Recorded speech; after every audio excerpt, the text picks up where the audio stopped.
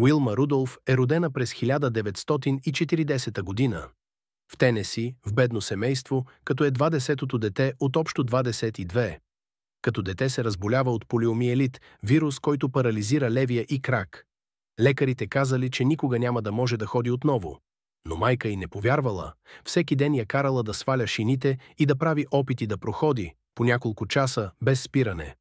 След години болка и тренировки, Уилма не просто проходила, а започнала да тича. В училище се включила в отбора по лека атлетика.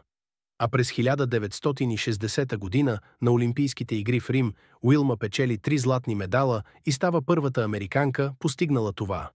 От момиче, което не можело да ходи, до най-бързата жена на планетата. Когато я питат как го е направила, тя казва: „Никога не подценявай силата на една мечта и духа на една жена, която отказва да се предаде. Ако смяташ, че тази жена заслужава уважение, напиши респект в коментарите.